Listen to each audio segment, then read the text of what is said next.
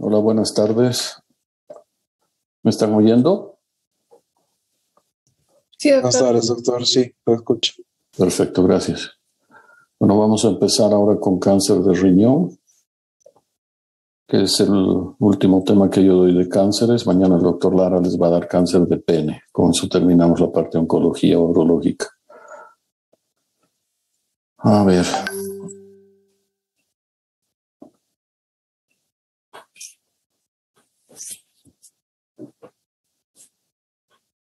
En general, en el mundo uno puede describir que el orden de frecuencia de los cánceres urológicos, número 1 próstata, número 2 vejiga, número 3 riñón. Yo diría que por alguna razón en Bolivia tenemos un poco más de cánceres de riñón que de cánceres de vejiga. No sé cuál es la razón, pero nosotros probablemente vemos más cánceres de riñón que de vejiga. Entonces, en los Estados Unidos se estima que el año 2021 se han diagnosticado 76.080 casos y han muerto 15.000 personas de cáncer de riñón. Y esto representa entre el 2 y el 4% de todos los cánceres. La relación entre hombre y mujer es 2 veces más frecuente en el hombre. Y hay un incremento anual entre 1.5 a 5.9%. Es el incremento anual. Vamos a comentar más adelante por qué. Cuando uno mira la estadística norteamericana, podemos ver que el cáncer de riñón en varones ocupa el 6º lugar y en mujeres el 9º lugar. Y no son los cánceres con mayor mortalidad, ¿no? Uno puede ver que no está en la lista de los cánceres que generan mayor mortalidad. También vamos a comentar un poco esto por qué. Una de las cosas que también hemos visto es que ha habido un incremento en el diagnóstico de cáncer de riñón. Y esto tiene que ver con todos los cambios medioambientales que tenemos y consumo de sustancias que están afectando esto, el tema de carcinógenos industriales, que también se ha visto que hay una relación. Pero una de las razones también más importantes es el hecho de que estamos diagnosticando cada vez más cánceres de forma incidental. Les voy a mostrar un par de ejemplos también. Entonces, son pacientes que vienen a consultar por alguna razón. Les voy a mostrar un paciente que probablemente voy a operar la próxima semana, que consultó por un cuadro de orquitis y hoy día se le pidió una ecografía y ahí se vio que tiene una lesión quística compleja que es con alta probabilidad un cáncer de riñón. Entonces, en general, podemos ver que estamos viendo muchas más cánceres en etapas iniciales porque estamos haciendo más imágenes que están permitiendo mayor diagnóstico. Y también han habido avances en el tratamiento. Y esto ha hecho que la tasa de supervivencia en los últimos 5 años se haya duplicado, ¿no? El 34% entre el 54, en 1954 era la tasa de supervivencia, sube a 62 el 96 y ahora podemos decir que el del 2009 al 2015 está en 75%. Entonces, la incidencia ha triplicado encima de su tasa de mortalidad. Cuando vemos GlobalCan y podemos ver qué pasa con Bolivia, Bolivia probablemente está en una posición intermedia, 2.2 a 3.5 por cada 100.000 habitantes. Es la incidencia del cáncer de riñón en Bolivia. Y cuando miramos la mortalidad, también una posición intermedia entre 1.1 y 1.6 por 100.000 habitantes. El momento de hacer el diagnóstico de cáncer de riñón, podemos ver que el 65% de los pacientes van a tener ya enfermedad localizada. Un 16% de estos pacientes van a tener ya compromiso de ganglios regionales y el 16% van a tener enfermedad metastásica. Hay un porcentaje de pacientes que pueden tener enfermedad renal bilateral. Y en esto podemos mirar que hay algunas enfermedades genéticas como el Funky Pelindo que produce una variedad, o sea, una característica que tiene es que produce múltiples tumores renales. En Bolivia se ve muy poco esto. Otra enfermedad es la esclerosis tuberosa y el carcinoma de células renales de tipo papilar también tiene mayor incidencia de tumores de tipo bilateral. Probablemente por temas que tienen que ver con tipos de alimentación, probablemente tengan que ver con actividad industrial de esos países y la capacidad de poder diagnosticar. En algunos países como Islandia es de 15.53 por 100.000 habitantes y tienes países como Angola que tiene 0.27 por 100.000 habitantes. Entonces, hay una diferencia entre países. Cuando miramos factores de riesgo, definitivamente el tabaco sigue siendo un factor de riesgo para el desarrollo de cáncer de riñón. Un metaanálisis que incluyó 24 estudios, el riesgo relativo de cáncer renal para todos los fumadores, para fumadores actuales y para exfumadores fueron de 1.31, 1.36 para los fumadores actuales y para los exfumadores 1.16%. Otro factor de riesgo es la hipertensión arterial y esta es independiente del medicamento que el paciente tome o de la obesidad que este paciente tenga. La obesidad también es otro factor de riesgo y el riesgo relativo de carcinoma de células renales aumentó con un índice de masa corporal inicial.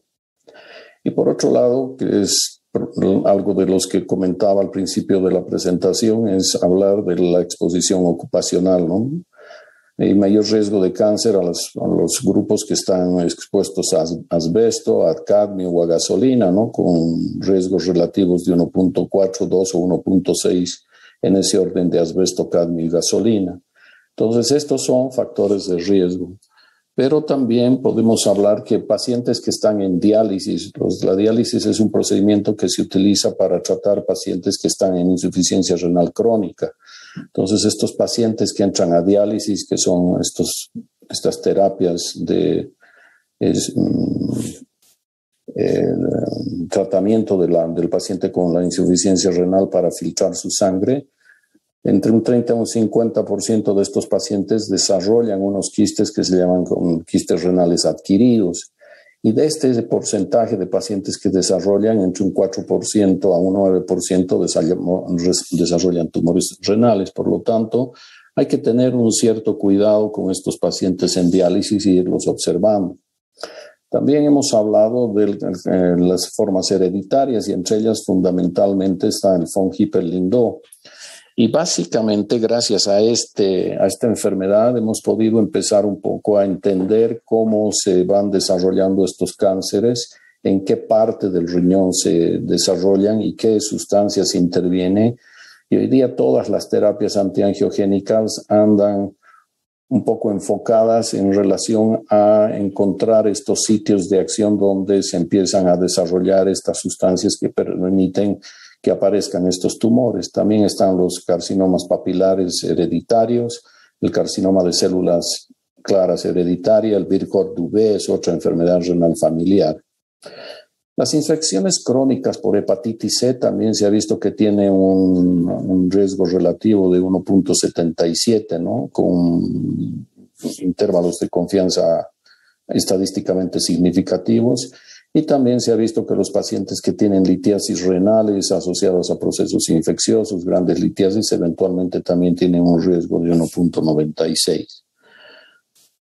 La enfermedad de von Hippel-Lindau es una enfermedad hereditaria autosómica dominante que se manifiesta por una variedad de tumores malignos y benignos producidos por una mutación en este gen que se llama von Hippel-Lindau. Entonces, estos pacientes tienen más riesgo de desarrollar, una variedad de tumores. Entonces, estos pacientes van a tener más posibilidades de desarrollar angiomas retineales, hemangioblastomas, en la médula, en el cerebelo, tumores del saco endolinfático, hemangiomas pulmonares y hepáticos, pero en la parte renal van a producir hemangioblastomas renales y carcinomas de células claras. Entonces es importante entender que cuando tienes estos pacientes que tienen enfermedades renales bilaterales y múltiples, una de las cosas que tienes que descartar es que estos pacientes tengan esta variedad de tumores. Entonces acá estamos viendo una tomografía, no sé si están viendo mi flecha, pero aquí les estoy mostrando tumores renales bilaterales, múltiples y pequeños. Entonces esto hace que sean súper complejas manejar este tipo de patologías. Aquí tienes otra variedad de tumor familiar, que es el Burkitt-Dubé, que tiene estos cuernos cutáneos y asociado a estos tumores renales múltiples y en general bilaterales. Entonces, Desde el punto de vista de clasificaciones histológicas, la gran mayoría de estos tumores se llaman tumores de células claras.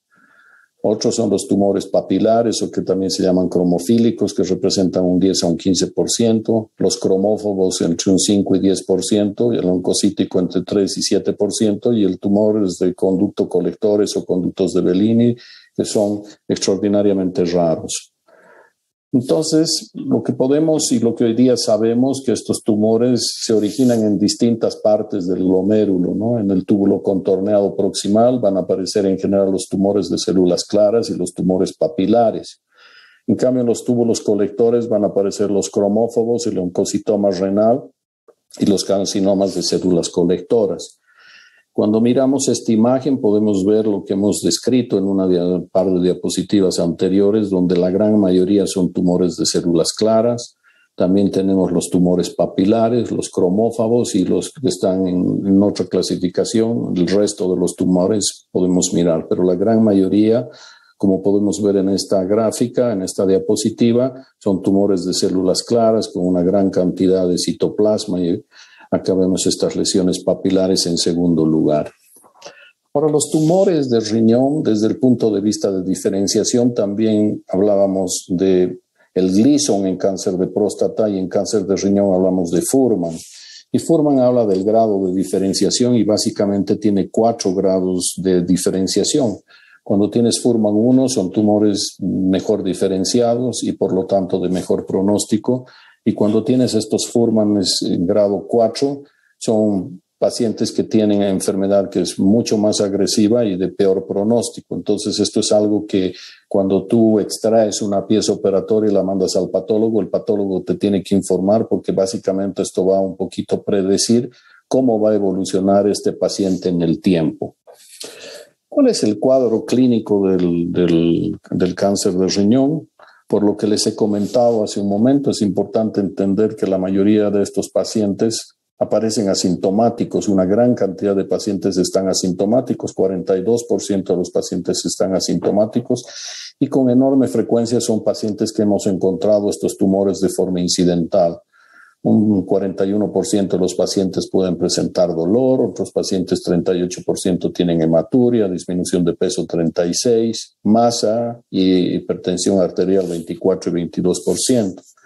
Algunos pacientes presentan fiebre, la triada es la presencia de hematuria, dolor y masa palpable, solo presentan el 9%. Este paciente que les voy a mostrar más adelante su tomografía es un paciente que ha consultado por un cuadro de dolor en un nivel del testículo y fiebre y se diagnosticó como una orquitis, pero esta se ha tratado y ayer el paciente, anteayer en la noche presenta fiebre de 38, ayer le hicimos unos exámenes de sangre y tenía 22,000 glóbulos blancos. Entonces a este paciente hoy día le hemos repetido sus exámenes y sin mediar ningún tipo de antibiótico el paciente su hemograma ha bajado a 10,000. Entonces tenemos que descartar que no hay un proceso infeccioso, pero a veces estos temas de fiebre y fiebres aparecen dentro de un cuadro de síndromes paraneoplásicos, ¿no? Los pacientes con cáncer de riñón pueden hacer eritrocitosis, que tiene que ver con la producción de eritropoyetina, pueden hacer trastornos de los niveles de calcio, los pacientes pueden alterar las pruebas de función hepática, eso se llama síndrome de Stoffer. Entonces estos pacientes empiezan a elevar bilirrubinas, transaminasas, fosfatasas alcalinas. Una vez que los tratas, estos exámenes de laboratorio se normalizan, pero tienen que ver con pronóstico, ¿no? Los pacientes que tienen estos síndromes paraneoplásicos en general son de mal pronóstico. En algunos casos, sobre todo en tumores del lado derecho, podemos encontrar en los pacientes presencia de varicocele por obstrucción del drenaje venoso hacia el testículo. Ustedes saben, sobre todo en el lado derecho, a veces cuando parasita, este tumor se puede meter dentro de la vena cava. Esto puede obstruir el flujo normal de sangre del testículo y desarrollan varicocele. Ya hemos hablado de la hipercalcemia y dentro de las cosas que también pueden pasar con este tumor es que hay un porcentaje de pacientes que pueden tener regresiones. Entonces, el diagnóstico de esta enfermedad va a variar grandemente y un poco dependiendo de qué es lo que pase. Si tú por alguna razón pediste una ecografía y apareció de forma incidental, bueno, lo encontraste de forma incidental, pero a veces también la ecografía viene a pedirse porque el paciente presentó, por ejemplo, hematuria o dolor o eventualmente se palpa una masa. Entonces, en estos pacientes tú pides una ecografía y en la ecografía revela que hay un tumor. Una vez que la ecografía te dice que hay una sospecha de tumor, probablemente el examen con el que tú terminas estudiando y etapificando a estos pacientes es solicitando una tomografía axial computada con y sin contraste de abdomen y eventualmente la pelvis. Las imágenes de resonancia magnética también son de gran utilidad. Los problemas que tiene la resonancia es que no necesariamente son más eficientes o mucho más eficientes en hacer diagnóstico de esta enfermedad, pero tienen el inconveniente de que son más costosas, ¿no? La arteriografía renal hoy día con los tomógrafos que se tienen ya básicamente es excepcional hacer estos exámenes, pero algunas veces se puede pedir estos exámenes. Y hoy día hay una variedad de examen que se llama angiotomografía, que les voy a mostrar un par de tomografías en las que ustedes van a poder ver con absoluta claridad toda la vascularidad que tienen estos tumores y eventualmente esto te ayuda a enfocar el tratamiento que, como vamos a ver más adelante, también es el pilar del tratamiento es la cirugía.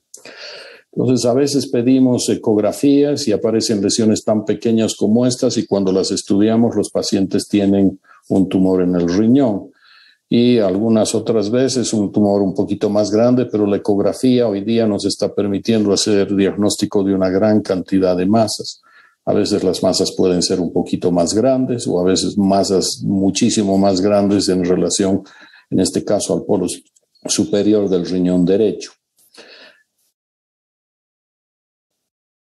Otro tema que tenemos que conversar, que hay lesiones en los riñones de tipo quístico, como la que estamos viendo acá en el lado derecho, la que estoy mostrando con la flecha. En general son redondeados, demarcados, con paredes lisas y sin ecos en su interior, ¿no? Entonces, estas lesiones en general son lesiones quísticas. Nosotros las clasificamos como una cosa que se llama Bosniak 1 y estas lesiones son benignas y la posibilidad de que se transformen en malignas son prácticamente nulas. Pero estas lesiones que tienen septos en el interior y que cuando damos material de contraste realzan, se van clasificando en esta clasificación que se llama de Bosniak. Entonces, cuando tú tienes lesiones Bosniak 1 o 2, en general la posibilidad de que estos pacientes desarrollen cáncer son prácticamente cero y hay que simplemente observarlas y no tratarlas. Hay otras que tienen lesiones tabicadas pequeñas, con tabiques delgados o ligeramente sin reforzamiento, o eventualmente pueden tener pequeñas calcificaciones. Entonces, estos pacientes los clasificamos como un estadio 2F y estos pacientes, un 5% desarrollan cáncer y deben vigilarse. Estos pacientes hay que observar. Pero cuando tienes lesiones Bosniak 3 o Bosniak 4, la posibilidad de que tengan cáncer es alrededor del 50 al 100% y todos estos pacientes deben tener un tratamiento quirúrgico. Entonces, aquí básicamente estamos hablando de lo mismo. Estos pacientes Bosniak 3 tienen una posibilidad de tener un cáncer renal en un 50% de posibilidades y acá en un 100% son las posibilidades de que desarrollen un cáncer renal. Entonces, miren estas lesiones tabicadas. Quiero que memoricen visualmente esta imagen porque les voy a mostrar una tomografía, ¿no?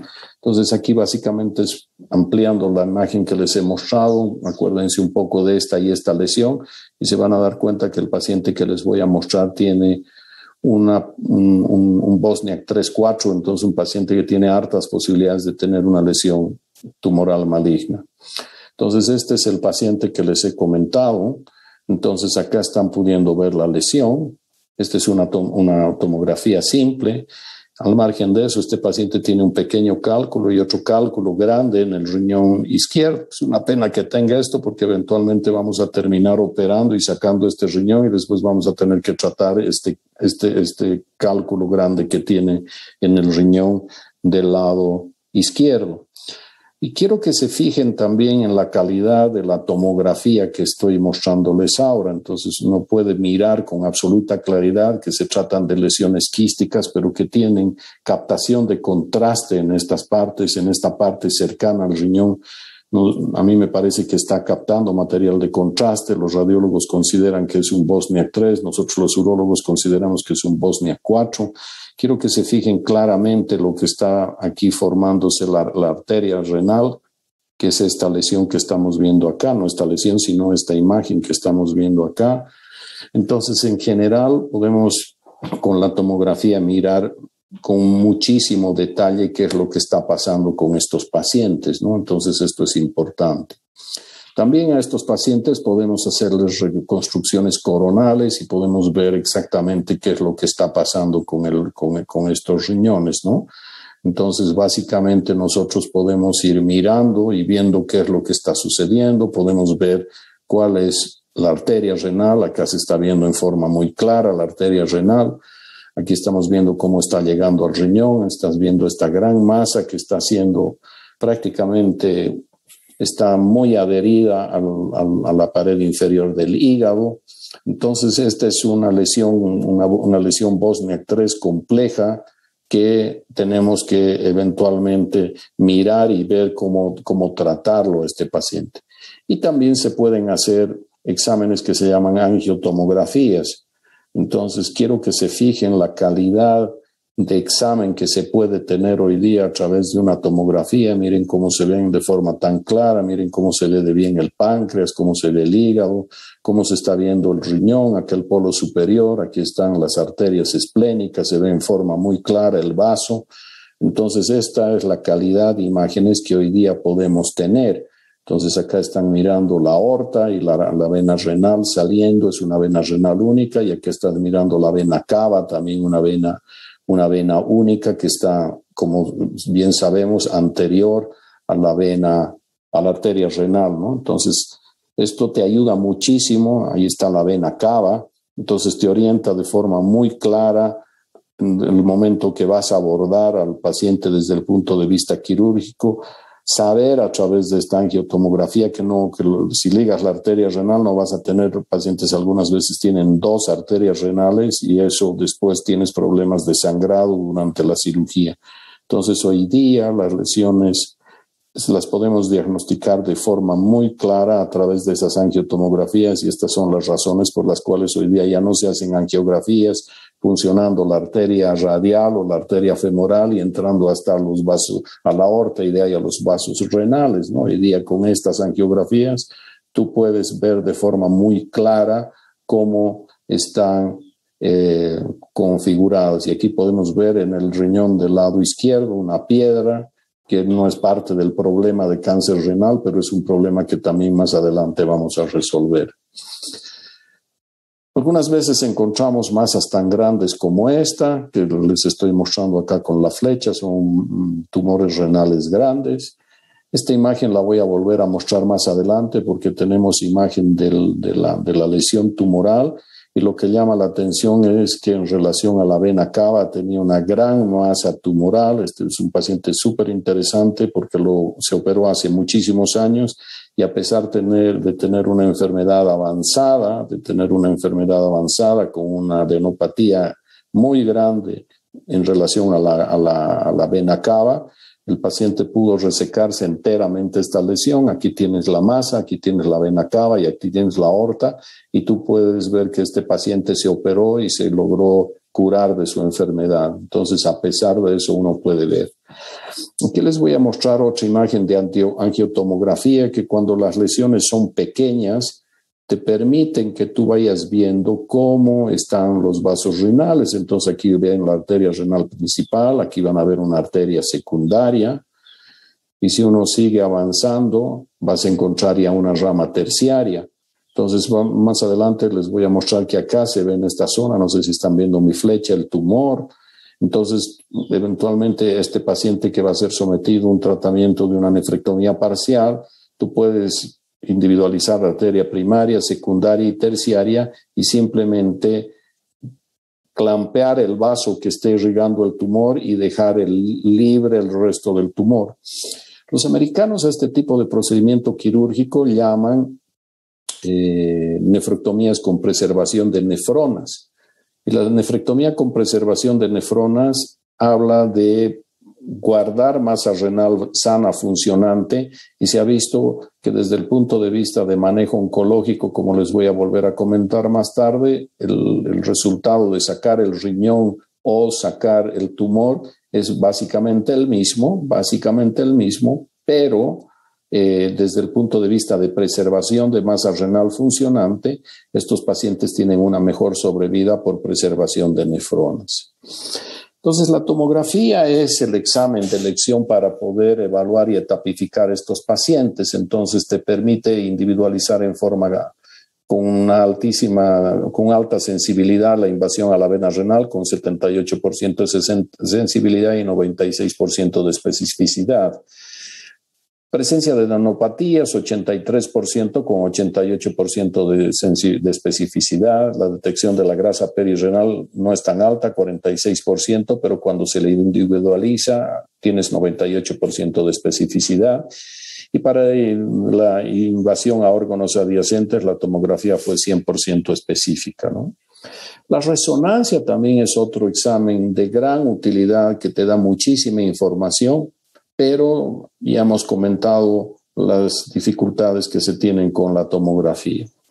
Entonces, desde el punto de vista de tumor, como todos los tumores que hemos estado conversando, a todos hoy se habla de TNM, y insistiendo un poco lo que les he dicho en las clases anteriores, los médicos tenemos que aprender a estandarizar el manejo y a darnos cuenta de que la medicina es absolutamente dinámica, es algo que la hace apasionante a la medicina porque todos los días hay cambios.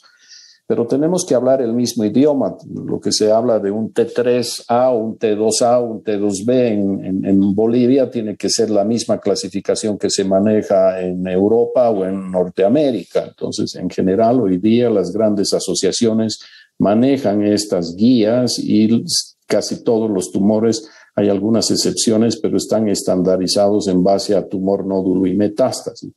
Y vamos a un poco revisar qué es lo que pasa. Entonces, una cosa es la etapa TNM y otra cosa es el estadio. Los estadios son el grado de avance de la enfermedad y también se dividen de T1 a T4 y vamos a conversar un poco esto más adelante. Entonces, cuando hablamos de los tumores T1, hablamos de tumores que son de menos de 7 centímetros y se divide en T1A cuando el tumor es menos de 4 centímetros y cuando está entre 4 y 7 centímetros hablamos de T1B. Entonces estamos hablando de lesiones que están por dentro de la cápsula del riñón.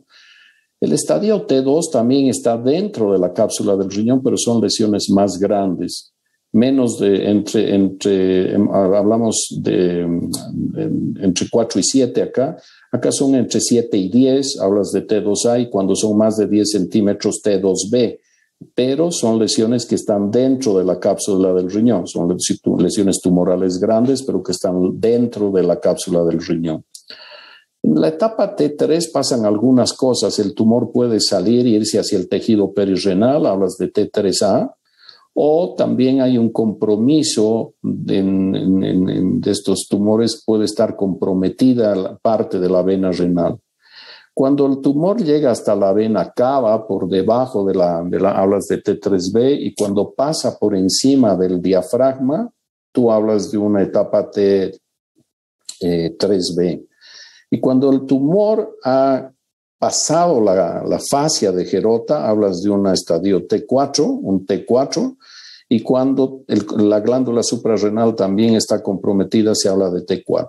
Entonces, un poco reforzando lo que hemos dicho que las lesiones T1 son lesiones de menos de 7 centímetros.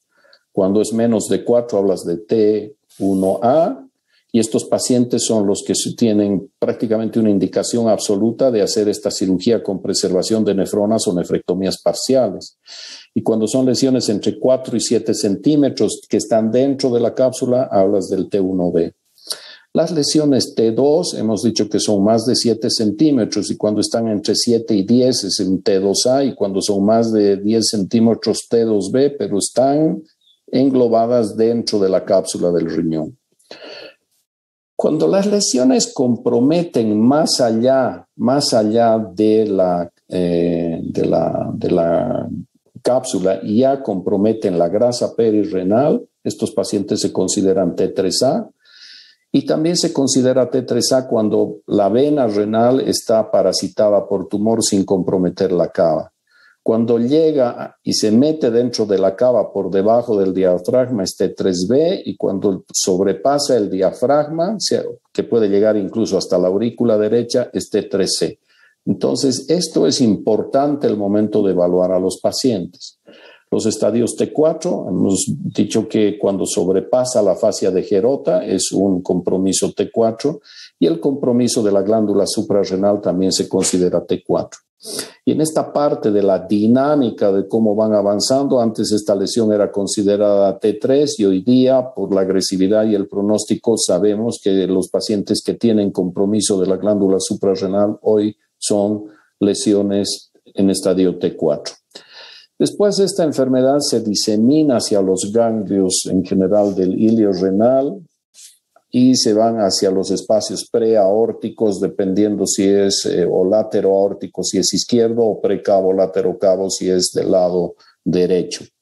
Y a distancia la enfermedad se va a pulmón, hígado, hueso, cerebro, o sea, es un poco los sitios de diseminación que tiene el cáncer de riñón. Entonces, para etapificar, definitivamente el pilar del diagnóstico es la tomografía. Se puede pedir también una radiografía de tórax en estos pacientes y si eventualmente hay alguna duda o sospecha, se pedirá una tomografía. Y hoy día con estas angiotomografías que tenemos, hacer cabografías es excepcional. Si tú sospechas que tiene el paciente un trombo intratumoral dentro de la aurícula derecha, eventualmente puedes hacer una ecocardio, y si tú eventualmente tu paciente, les voy a mostrar un ejemplo, un paciente que consultó y tenía convulsiones, se le pidió una tomografía de cráneo y encuentras que tiene metástasis. Entonces, como les comenté, la enfermedad se disemina a distancia a pulmón, a hueso, a hígado, a cerebro, también se puede ir a la glándula suprarrenal, como hemos comentado, en los estadios T4. Entonces, a veces pides una radiografía de tórax y encuentras estas imágenes nodulares que se llaman en bala de cañón, pides una tomografía y se confirma. En este caso, estamos teniendo este paciente al que le hemos pedido una tomografía de cráneo porque convulsionó y podemos identificar esta lesión metastásica con este edema perilesional que hay alrededor de esta lesión metastásica en el cerebro. Entonces, la tomografía, como hemos hablado, hoy día yo considero que es una aventura quirúrgica entrar a hacer una cirugía de estos pacientes sin tener una tomografía y sobre todo sin tener una angiotomografía. Yo creo que hoy día tenemos que entender que tenemos que minimizar los riesgos. La cirugía renal es, para mí, una de las cirugías que tiene que tener mayor cuidado porque los pacientes, si tú te accidentas, pueden tener grandes lesiones de estructuras vitales como la vena cava, las venas renales o la arteria aorta, o tienes estructuras que están alrededor como el páncreas, el vaso, el colon, el duodeno, entonces, o la misma vía biliar hacia arriba. Entonces, en general, la cirugía del riñón es una cirugía altamente compleja y es súper importante que tú, el momento que entres a operar, tengas imágenes que te permitan. Entonces, esta es esta lesión tumoral que les comenté con esta gran masa detrás de la vena cava que cuando se operó se pudo retirar. Entonces, ¿cómo evaluamos a los pacientes? Entonces, inicialmente el paciente puede haber consultado por hematuria o por dolor o por una masa o en forma incidental se encuentra. Hay que hacer una tomografía y determinar si el paciente tiene o no tiene metástasis.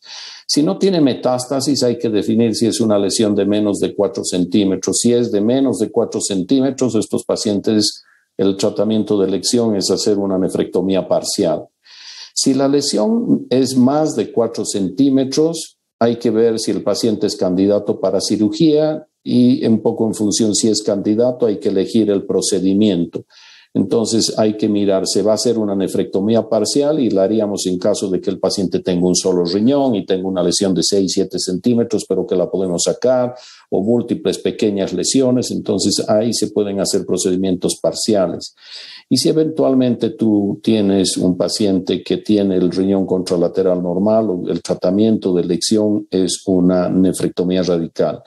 Y hoy día voy a hablar también algo sobre lo que es la terapia sistémica como un manejo paliativo en este grupo de pacientes.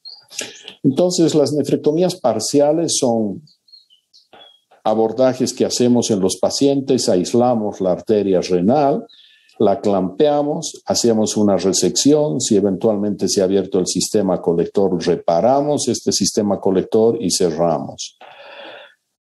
¿Qué se ha visto con estos pacientes? Que la sobrevida a 5 años y a 10 años es comparable entre los pacientes que les hemos hecho simplemente nefrectomías parciales o nefrectomías radicales. El comportamiento de la enfermedad es básicamente el mismo, o sea, la cantidad de recurrencia en que tienen en una u otra condición es la misma.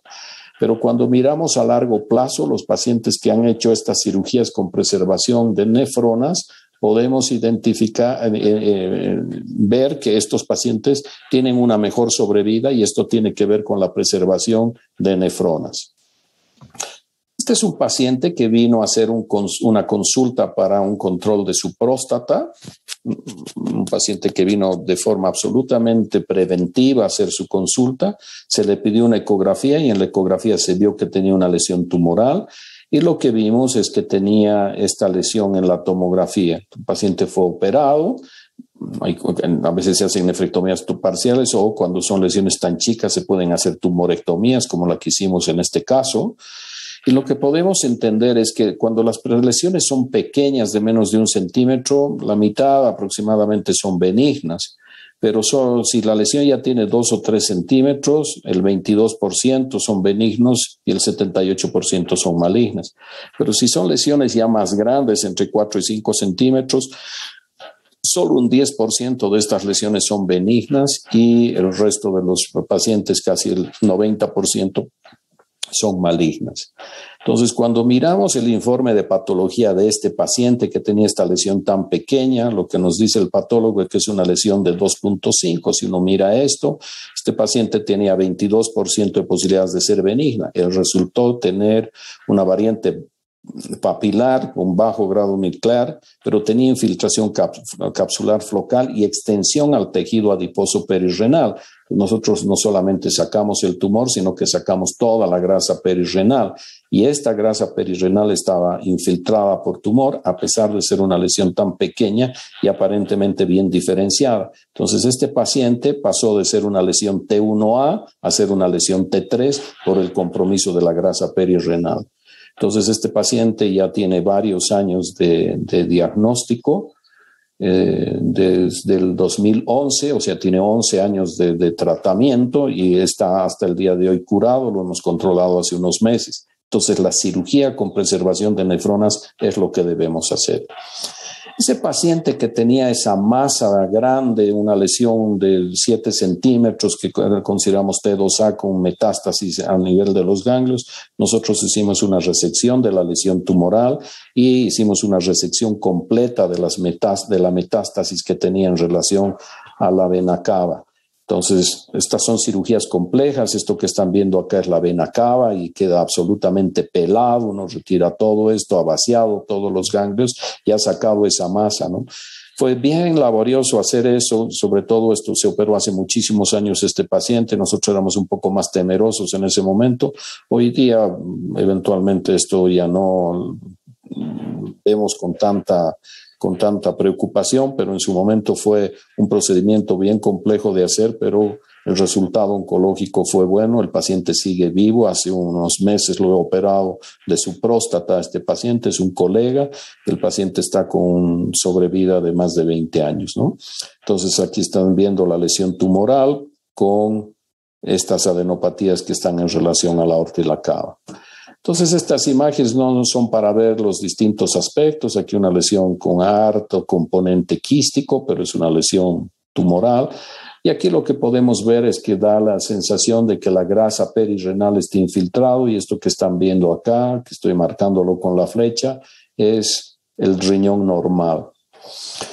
Algunas veces los pacientes con cáncer de riñón pueden recurrir. Esta es una paciente que me dio muchísima pena porque es una paciente que se operó en una institución de la ciudad, se operó y después de unos meses la paciente recurrió a una masa y la paciente estuvo casi un año dando vueltas de hospital a hospital para que les resuelvan este problema. Entonces, cuando llegó con nosotros tomamos la decisión de operarla y quiero mostrarles acá la extensión de la masa que tenía. Esta es la aorta absolutamente desplazada por esta lesión tumoral tan grande.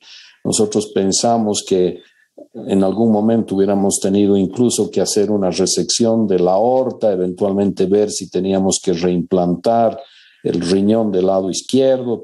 Teníamos muchas dudas el momento de la cirugía. Entramos un grupo multidisciplinario para manejar, pero en general no necesitamos de la ayuda de ni siquiera cirujanos vasculares ni nada. Nosotros pudimos retirar esta masa entera, ¿no? Y poder preservar su riñón, y la masa salió entera. Más adelante les voy a hablar un poco de lo que debió haber pasado. Esta mujer con seguridad debió haber tenido tratamiento adyuvante, pero lamentablemente esa es una enorme frustración que tengo yo, que nuestros medicamentos antiadyuvantes acá no llegan, o sea, lo que hay ahorita en el mercado, que está hoy día con respaldo de eficiencia en el control de esta enfermedad, y eventualmente los pacientes lamentablemente no pueden acceder porque no hay el medicamento, y segundo lugar porque son de costos excesivamente altos estos medicamentos. Entonces, un poco para globalizar cómo se comporta el carcinoma de células renales. Cuando la enfermedad está localizada, la sobrevida a 5 o 10 años es alta, cerca del 95%. Si la enfermedad está localmente avanzada, esto baja 65% a 5 años, y cuando tienes enfermedad avanzada, la sobrevida es de 20% a 2 años. Pero también podemos ver que los pacientes, cuanto más grandes son las lesiones, más altas son las probabilidades de recurrir. Estas lesiones T1A, que son de menos de 2.5 hasta 4 centímetros, que las dos son T1A, su posibilidad de recurrencia es muy baja. Las lesiones T1B, o sea, estas entre 4 y 7 centímetros, son 6.9 su tasa de recurrencia. Y las que tienen las T2A, 9%, pero las T2B, estas lesiones intracapsulares dentro del riñón, pero de más de 10 centímetros, su recurrencia es del 31%.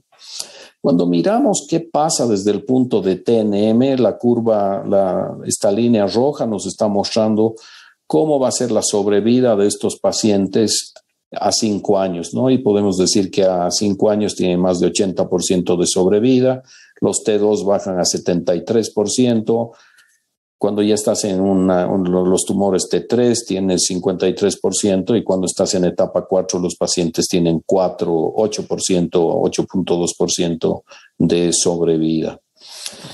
También les hablé al principio de la presentación de lo que es Fuhrman, y Fuhrman era el grado de diferenciación, y hablamos de Fuhrman 1, 2, 3 y 4, y podemos ver que los Fuhrman 1 tienen una mejor sobrevida que los Fuhrman 4, entonces es súper importante tener una evaluación de todos estos aspectos. Y a mí me gusta un poco esta tabla que permite evaluar, es una tabla de la Mayo Clinic que clasifica los tumores y les da un score desde el punto de vista de T, del estadio tumoral, del tamaño del tumor, de la presencia o ausencia de ganglios, del grado nuclear, si es un Fuhrman 1 o un Fuhrman 4, y si hay o no hay necrosis.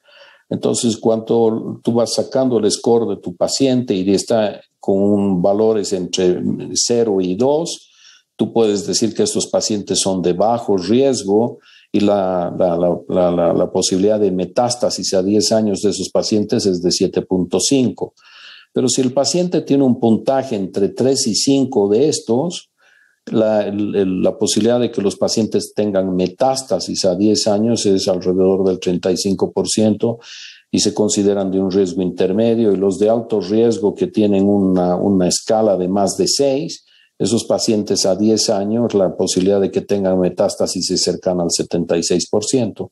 Entonces, en líneas generales, a mí me gusta esta clasificación porque agrupa varias de las cosas que hemos estado conversando en las 3 o 4 diapositivas anteriores.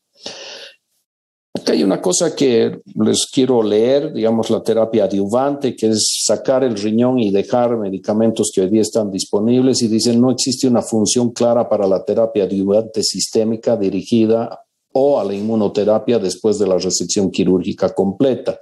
Y no se sugiere terapia adyuvante porque no confiere un beneficio claro de supervivencia general y se aumenta la toxicidad. Entonces, esto es lo que les dije el año pasado, y hace un momento estaba revisando antes de dar la clase, y cuando entré a revisar este tema te dice que hay de nuevo, y esta es una cosa que ha sido publicada ahora el 9 de marzo del 2022, y se te estaba mostrando que esta nueva droga, que es el pembrolizumab, en un ensayo aleatorizado de más de 1,000 pacientes con carcinoma renal tratados con nefrectomía, si les dejas pembrolizumab por 1 año como terapia adyuvante, mejora la sobrevida libre de enfermedad en comparación con el placebo.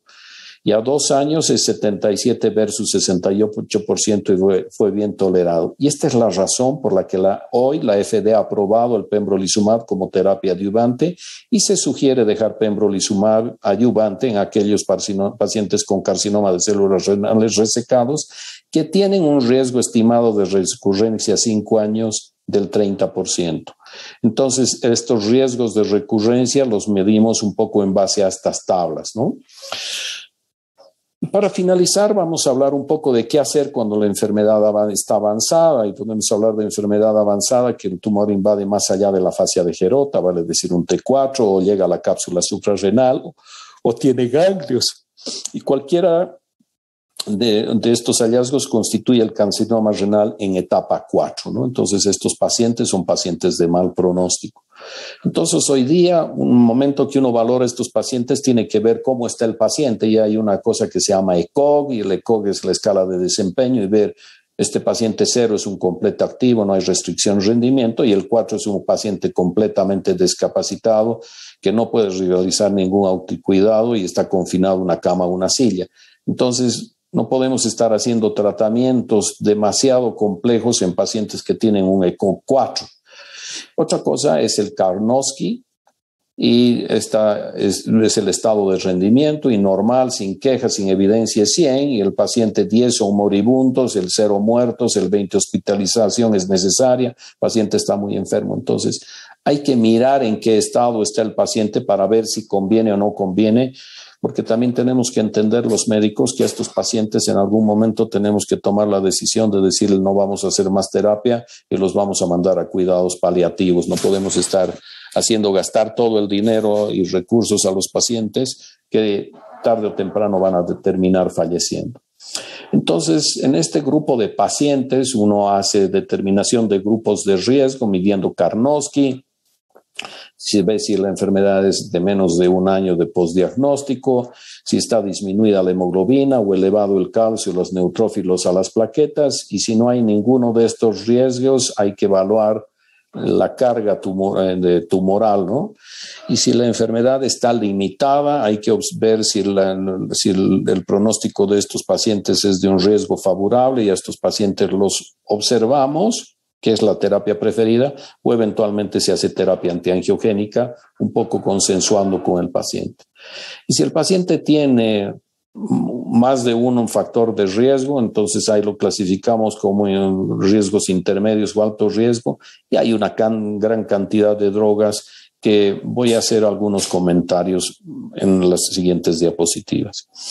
Entonces, en general, cuando partimos con este tema de la enfermedad diseminada y encontrábamos pacientes en etapa 4, hace unos años les decíamos a la familia no hay nada que hacer, acá simplemente los pacientes mandábamos a cuidados paliativos, posteriormente aparecen interferones, interleuquinas, y posteriormente, y lo que hemos ido viendo en el tiempo es que el interferón todavía tiene algún espacio, la interleuquina hoy día ningún espacio, pero partió un manejo con inmunoterapia en estos pacientes que tuvo algún resultado que era mejor que cuando no les hacíamos nada a los pacientes.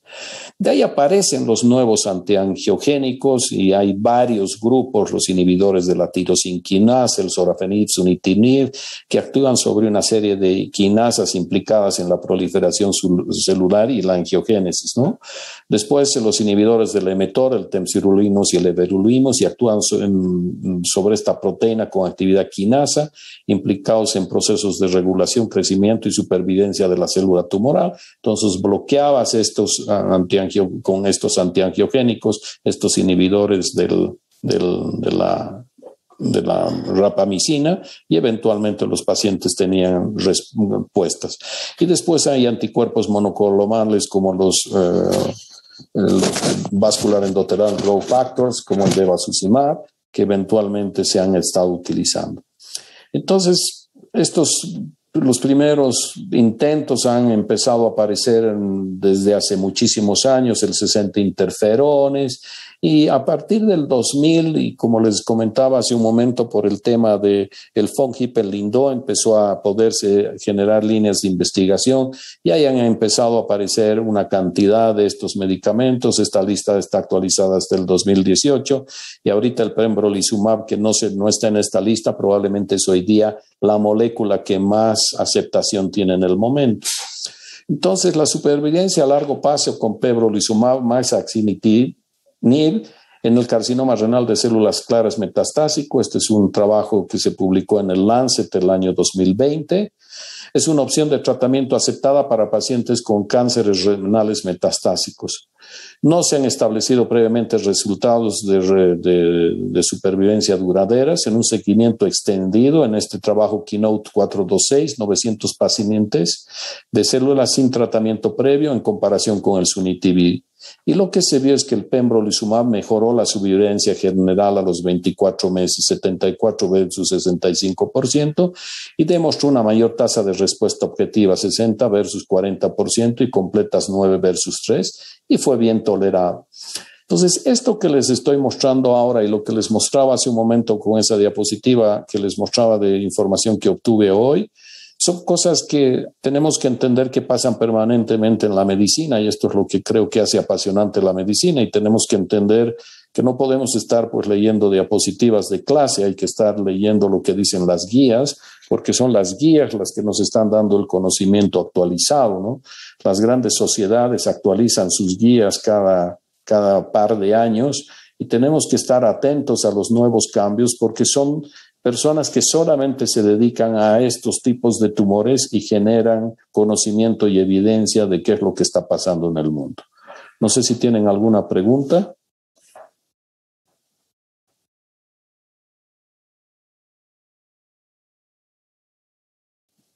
Doctor, tengo una pregunta. La cirugía con preservación de nefronas, ¿hasta qué grado todavía se considera, digamos? O sea, indicación absoluta T1A. Lesiones de menos de 4 centímetros es una indicación absoluta. Ahora, hay que mirar, que no es el sentido de esta clase, hay que mirar dónde está localizado el tumor. Porque si tú puedes tener una lesión de 4 centímetros que está metida en el seno renal y que el momento que abordas va a sangrar, a veces terminando sacando el riñón. Pero hay que entender que la gran mayoría de las veces estas lesiones de menos de 4 centímetros las podemos sacar. Hoy día estamos empezando a sacar lesiones un poco más grandes cuando son periféricas, cuando están lejas del seno renal y cuando tenemos la certeza de sacarla. Estamos hablando de lesiones entre 4 y 7 centímetros. Algunas veces decidimos hacer estas nefrectomías con preservación de nefrones. Y algunas veces puedes tener una lesión de 8 centímetros en un paciente que tiene una lesión que es periférica, que no está metida en el seno y el paciente tiene un solo riñón. Entonces ese paciente no lo vas a dejar anéfrico, vas a hacer todos tus esfuerzos para poder sacar. O es un paciente que tiene un Fong-Hippel-Lindau, que tú sabes que más adelante va a ser otro tumor. Entonces en esos pacientes eventualmente hacemos nefrectomías parciales o con preservación de nefronas. ¿Está claro? Sí, doctor, muchas gracias. ¿Alguna otra pregunta, chicos? Doctor, una pregunta. ¿Cuál sería el tratamiento más adecuado para un cáncer en estadio 4? con metástasis?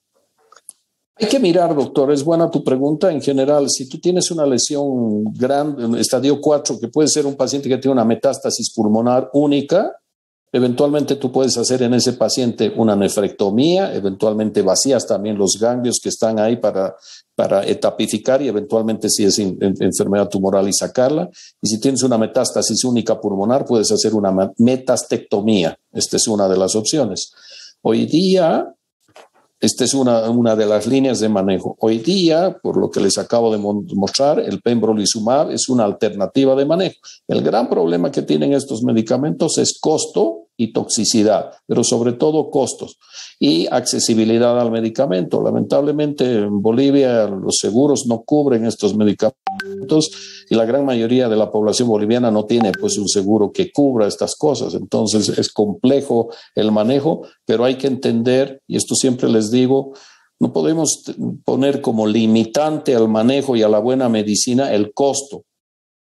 A veces se van a sorprender, esto veo yo en mi práctica privada, que muchos pacientes toman la decisión de hacer todos los esfuerzos porque quieren mayor tiempo junto a su ser querido. Venden su casa, ya verán qué hacen los pacientes, pero tenemos que entrar también dentro de una lógica de racionalidad. No podemos estar haciendo ejercicios terapéuticos sabiendo que el resultado de esos enfermos va a ser pobre. Entonces, básicamente eso es lo que se puede. Y a veces, doctor, entender que pacientes metástasis múltiples, metástasis óseas, esos pacientes tienen que ir a cuidados paliativos. Y esto es dar en la medida que se pueda calidad de vida, ver si no están sangrando, no hacer nada, si hay dolor, analgesia, y vas subiendo en analgesia hasta que eventualmente terminas utilizando opioides y vas acompañando al paciente tratando de darle la mejor calidad de vida, el tiempo que le queda, entendiendo que esos pacientes van a tener una sobrevida bien pobre. ¿Alguna otra pregunta?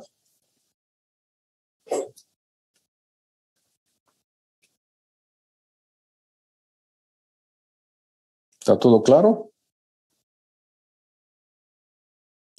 Sí. Ya muchachos, vuelvo a insistir un poco en el mensaje, ¿no? O sea, yo les pido que traten de abrir su cabeza. Yo a los que rotan conmigo les digo, yo no soy amigo de los estudiantes, tampoco soy enemigo, soy su profesor. Y quiero que ustedes entiendan este mensaje, ¿no? Tienen que ustedes entender que lo que están haciendo es para ustedes, ya no es ni para mí ni para sus padres, es para ustedes y a la larga y a la corta para sus pacientes. Entonces hay que entender que la medicina involucra tener conocimiento y el conocimiento involucra estar actualizado y la actualización hoy viene a través de guías. No se acostumbren a seguir haciendo lo que hacen, leen de diapositivas de clases. Esa no es una forma actualizada de tener información. Muchas de las cosas, por ejemplo, yo hoy día les hablaba que no hay que estaba a punto de dar la clase hasta que dije, a ver, voy a revisar esta cosa y aparece esta diapositiva donde el pembrolizumab es una alternativa de manejo, algo que ha salido hace unas semanas. Hoy día les estoy dando información actualizada, pero si ustedes leen las guías pueden decir, oiga doctor, en la guía dice esta otra cosa. Acostúmbrense a mirar la medicina de esta manera, sean más críticos con su formación, entiendan que Maradona y Messi no aprendieron a jugar fútbol mirando YouTube o viendo videos o mirando diapositivas de cómo pateaba Pelé la pelota. Es pateando la pelota, hagan historias clínicas, examinen a los pacientes, vean a los pacientes. Esto insisto todos los días con los estudiantes, pero lamentablemente no siempre uno encuentra eco. Pero entiendan que mañana ustedes van a terminar atendiéndome a mí, a mis hijos o a mis padres o a mis hermanos y quiero que la formación de ustedes sea buena y que tengan buena atención. Eso es todo. Nos vemos el martes con la última clase que doy yo. Buenas noches. Gracias.